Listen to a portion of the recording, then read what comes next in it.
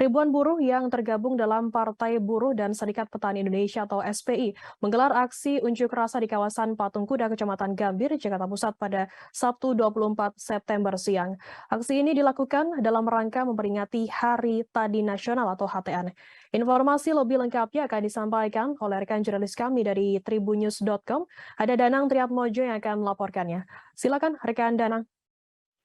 Baik, terima kasih Firda. Ya, unjuk rasa ratusan buruh tani ini diawali dengan aksi long march dari depan Balai Kota DKI Jakarta menuju Istana Negara.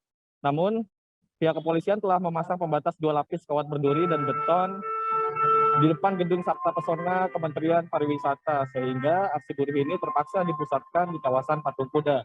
Adapun ratusan buruh yang mengikuti aksi hari ini tampak memakai seragam berwarna hitam dan oranye. Mereka juga membawa sejumlah atribut aksi unjuk rasa. Di antaranya, spanduk yang bertuliskan penolakan pemberlakuan Omnibus Law dan Undang-Undang Cipta Kerja, serta poster berisikan tuntutan agar pemerintah melindungi petani dan menyetop segala bentuk kriminalisasi terhadap mereka. Selain spanduk, ada pula masa aksi dari buruh tani asal Pandeglang yang membawa beberapa tandan pisang. Pisang tersebut diungkap sebagai simbol untuk menyuarakan soal kedaulatan pangan kepada pemerintah.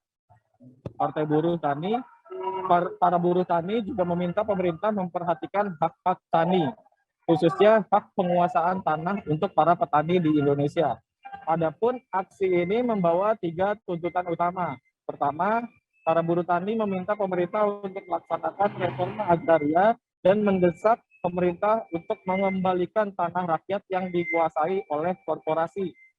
Kedua, buruh menolak Omnibus Law yang dinilai hanya melayani kepentingan investor dan proyek-proyek strategis pemerintah seperti food estate.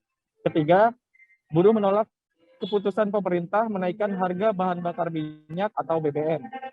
Sampai saat ini demo dari Partai Buruh dan Serikat Petani Indonesia masih berlangsung. Direncanakan nanti perwakilan dari pengunjuk rasa akan diterima oleh kantor staf presiden untuk bermediasi mendengar tuntutan yang diaspirasikan oleh para petani. Demikian, Firda. Ya, baik. Terima kasih rekan Danang Triatmojo dari tribunnews.com atas laporan Anda. Selamat bertugas kembali.